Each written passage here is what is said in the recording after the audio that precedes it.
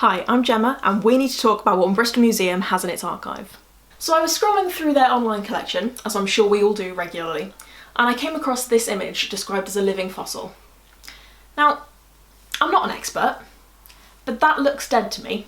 So I called Rhian Rowson, who is a curator at Bristol Museum, to find out what's going on. That's an image of the Sphenodon punctatus that we have in the museum, which is also known as tuatara. It's the skeleton of a tuatara, which are these funky little reptiles only found in New Zealand. Many people call it a living fossil, although that's misleading, really. A living fossil is a specimen that's living now, extant, but it resembles the bones that they find in the rocks from the past.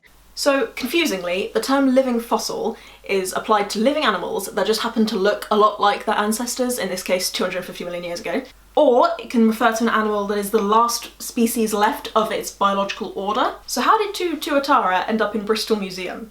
Back in February 1911, Colonel Saunders sent two tuataras, Sphenodon punctatus, to the museum. At the time, the director, Herbert Bolton, wasn't expecting live animals. Tuatara teeth are so weird. They don't have regular teeth. Their jaw and all of their teeth is one bone. Also, they have a third eye just on top of their heads. It's covered in scales when they're an adult. They can't see out of it, but they can detect light with it. All of this very appropriate for an animal believed by the Maori people to be a messenger for the god of death and destruction. And honestly, look at this guy. That's fair enough. Oh, and without wanting to make tuatara seem like the bad guys, they do sometimes eat their own eggs. But the ones that make it to adulthood probably live to over 100. So what happened to the ones in the museum?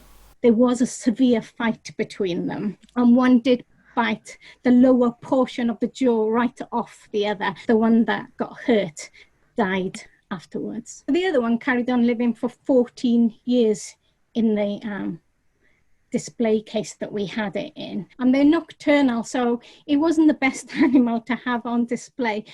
But there are records that whenever the school children came up to the cage or the display case, the tuatara enjoyed the moment, it says in the documents, and would kind of show one side of the face and then the other. It just sadly passed away in the summer of 1925. Then the director sent it away so that we had the skeleton mounted.